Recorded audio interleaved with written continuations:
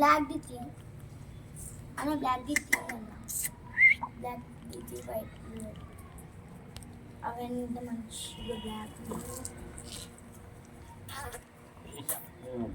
భలే వచ్చింది